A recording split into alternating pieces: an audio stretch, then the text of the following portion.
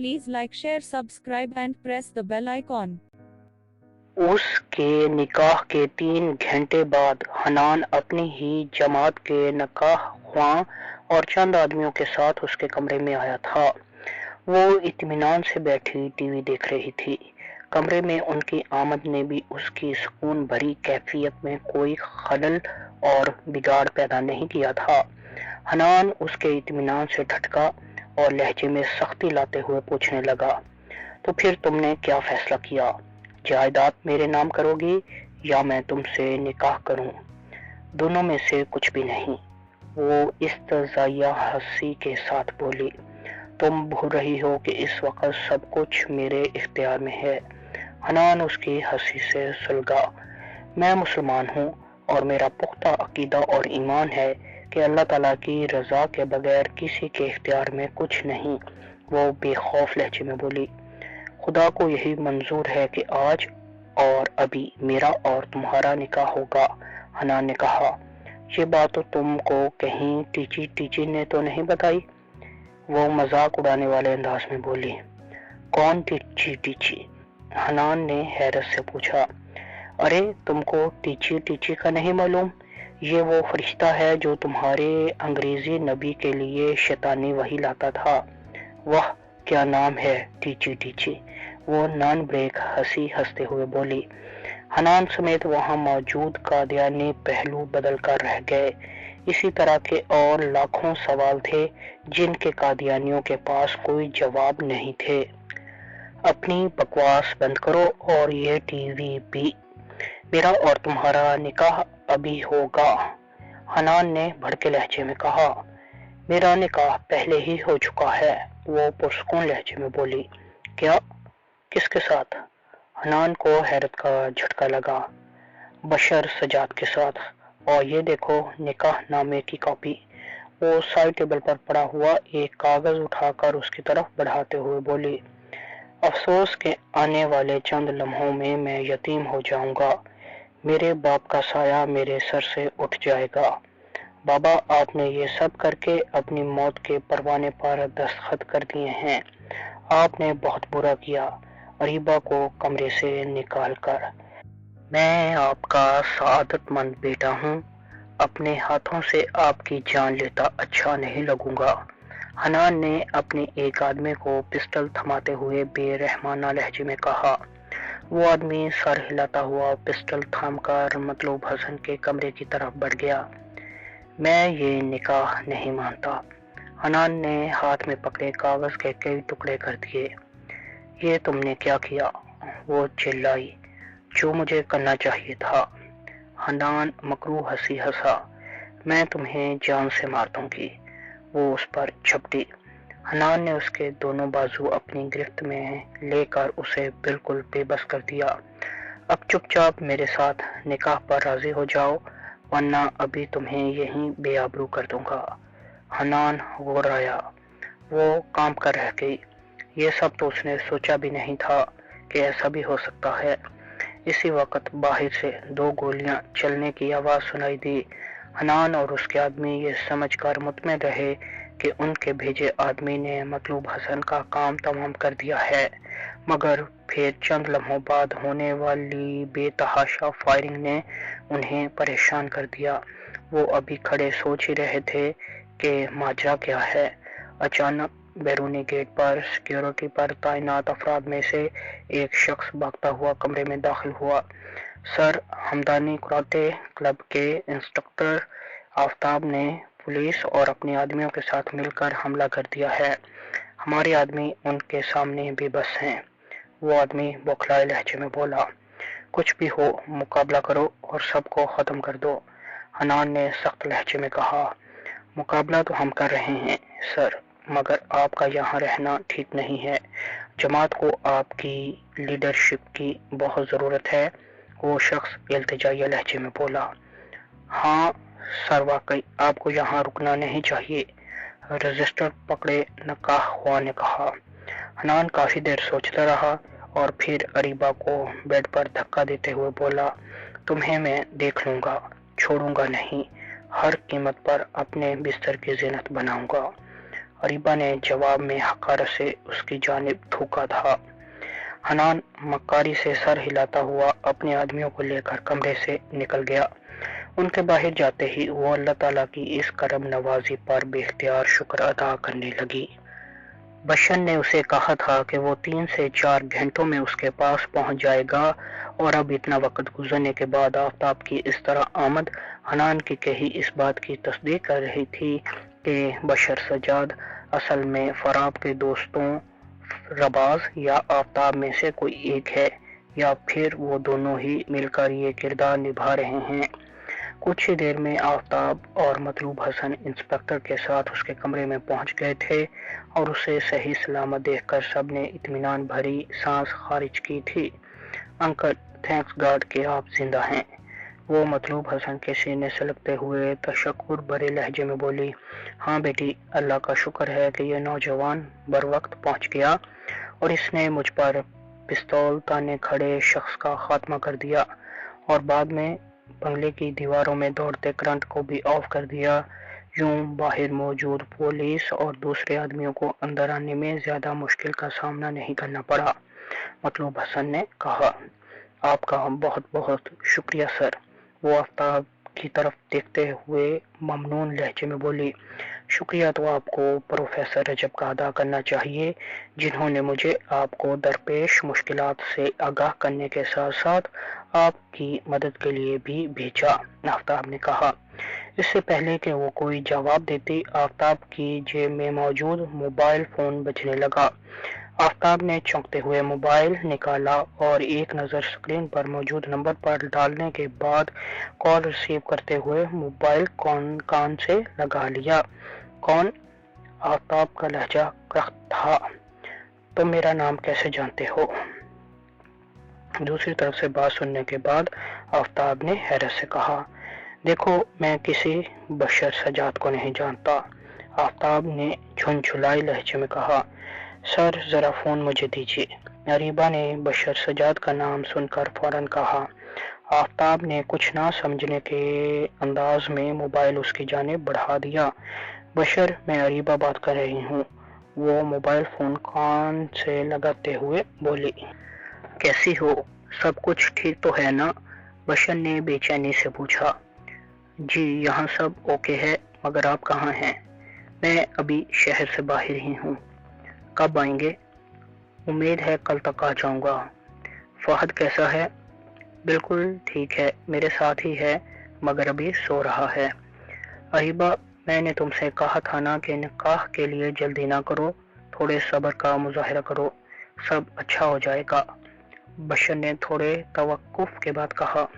हाँ वाकई, मगर मैं उस वक़्त बहुत खौफजदा और घबराई हुई थी, लेकिन इसके बावजूद जो हुआ मैं उससे मुतमिन हूँ। उसके लहजे में बिल्कुल भी पछतावे का अंसर नहीं था। इसकी वजह? बशर ने पूछा। फिर कभी बताऊंगी, वो झिझकी। अब भला वो सब की मौजूदगी में क्या बताती। अच्छा सुनो, आफताब के पास असल निकाह नामा है, तुम उस पर साइन कर दो ताकि हमारा निकाह बाकायदा रजिस्टर्ड हो सके। बशर ने कहा। जी, मैं अभी साइन कर देती हूँ। अच्छा, अब मैं फोन रखता हूँ। जी बेहतर, उसने कहते हुए मोबाइल दोबारा से आफताब की जानिब बढ़ा दिया। राब्ता खत्म हो चुका था, इसलिए आफताब ने मोबाइल जेब में डाल लिया। 1 मिनट, मैं अभी आई, वो माजरत भरे लहजे में कहते हुए बाहर की जानिब लपकी। उसके जहन में एक ख्याल बिजली की मानद गूंजा था। वो सीधी मतलूब हसन के कमरे में गई और वहां पड़े फोन सेट का रिसीवर उठाकर रबाज का नंबर डायल करने लगी। दूसरी तरफ बेल बजती रही, मगर किसी ने कॉल रिसीव न की। उसने 2 दफा ट्राई करने के बाद रिसीवर रख दिया। उसका शक यकीन में बदलने लगा कि आफताब और अब्बास मिलकर बशर सज्जाद का किरदार निभा रहे हैं। निकाह नामे का इतनी जल्दी आफताब के पास पहुंचना उसे शक में मुब्तला कर गया था, और उस बात ने भी कि अगर निकाह नामा आफताब के पास था तो फिर कैसे आफताब बशर सज्जाद के नाम से नावाकिफ हो सकता था। जरूर वो उसके साथ एक्टिंग कर रहा था। اس نے کسی خیال کے تحت پروفیسر رجب کا نمبر ملایا۔ جلد ہی دوسری طرف سے ریسیور اٹھا لیا گیا۔ ریسیور اٹھانے والے پروفیسر رجب ہی تھے۔ چند رسمی جملوں اور سلام دعا کے بعد وہ پوچھنے لگی، سر کیا آپ بشر سجاد کو جانتے ہیں؟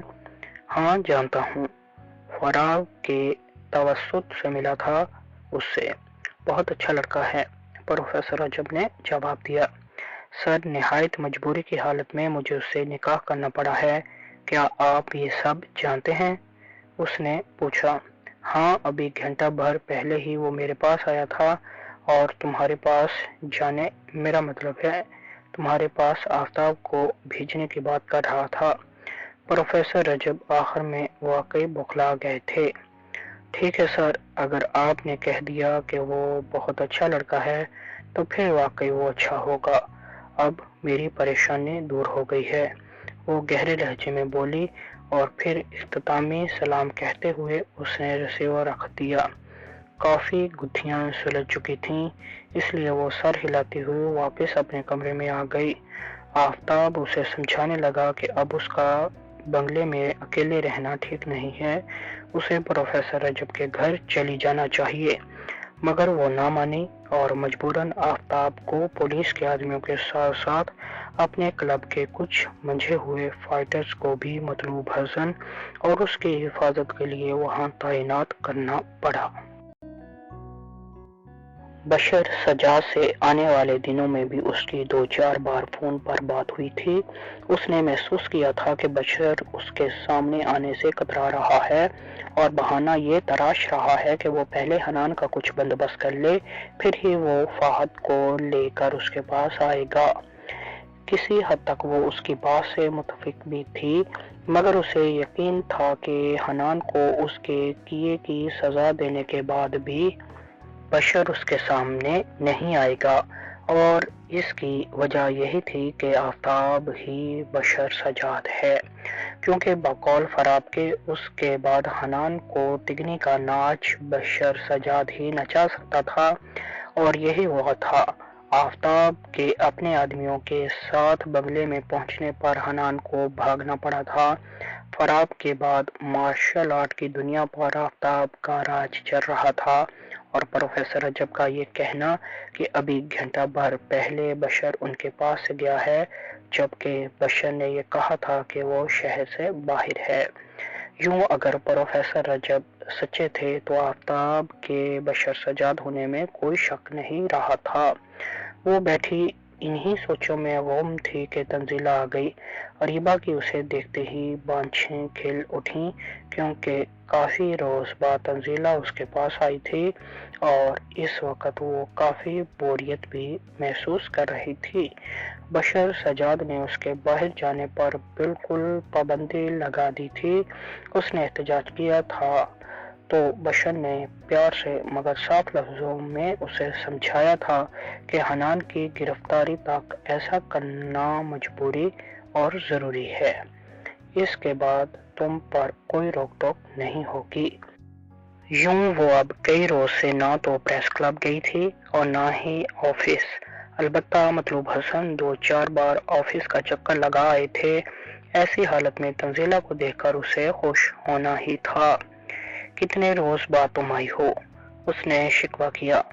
میں اور طلحہ گاؤں گئے ہوئے تھے، تنزیلہ نے اسے گلے ملنے کے بعد گال پر بوسہ دیتے ہوئے کہا۔ واؤ، پھر تو بہت مزہ آیا ہوگا۔ ہاں واقعی بہت لطف آیا، تنزیلہ نے کہا۔ تنزیلہ کے لہجے اور انداز سے لگ رہا تھا جیسے وہ اسے کوئی خاص بات بتانا چاہتی ہے، مگر کشمکش میں ہے کہ بتائے یا نہ۔ اریبہ یہ محسوس کیے بغیر پچھلے گزرے اپنے دنوں کے اسے حالات بتانے لگی۔ حنان کے چہرے سے نقاب اٹھنے اور بشر سجاد سے اپنے نکاح کے متعلق اس نے تمام تفصیل بتا دی۔ تنزیلہ یہ سب سن کر بہت حیران ہوئی، خاص طور پر حنان کے متعلق، تو وہ کبھی ایسا سوچ بھی نہیں سکتی تھی کہ وہ ایسا بھی کر سکتا ہے۔ یہ تفصیل سننے کے بعد تنزیلہ نے وہ بات جو وہ اریبہ کو بتانے آئی تھی نہ بتانے میں ہی بہتری سمجھی اور اس سے ادھر ادھر کی باتیں کرنے لگی۔ آنے والے دنوں میں وہ کیا کرے گی، بشر کے ساتھ کیسے زندگی گزارے گی، وغیرہ وغیرہ ایسی ہی باتیں وہ اس سے پوچھتی رہی۔ اسی دوران ملازم جوس کے گلاس ان کے پاس رکھ گیا تھا۔ تنزیلہ باتوں میں اس قدر مگن رہی تھی کہ اس نے اپنے فیورٹ جوس کے صرف 2-3 چھوٹے چھوٹے سپ ہی لیے تھے، جبکہ اریبہ سارا گلاس پی گئی تھی۔ اوکے بھی، میں پھر آؤں گی۔ طلحہ آفس سے آ گئے ہوں گے اور میرے انتظار میں بھوکے پیاسے بیٹھے ہوں گے۔ تنزیلہ جوس کا بھرا ہوا گلاس ٹیبل پر رکھ کر اٹھتے ہوئے بولی، اوکے، آئندہ آؤ تو میرے پاس کم از کم ایک رات ضرور ٹھہرنے کے لیے آنا۔ اریبہ کے لہجے میں اور انداز میں اچانک ہی خماری اور غنودگی سی درائی تھی۔ اوکے، تمہیں نیند آ رہی ہے، تم سو جاؤ، تنزیلہ اس کی حالت کے پیش نظر بولی تو وہ بیڈ پر دراز ہو گئی، جبکہ تنزیلہ کمرے سے نکل گئی تھی۔ حنان بہت خوش تھا کہ وہ اریبہ کو جوس میں بے ہوشی اور جنسی جذبات میں ہلچل مچانے والی میڈیسن کی مخصوص ڈوز ملا کر پلانے میں کامیاب ہو گیا تھا۔ یہ کام اس نے اریبہ کے خاص اور قابل اعتماد ملازم کو ڈرا دھمکا اور بھاری رقم سے خرید کر کیا تھا۔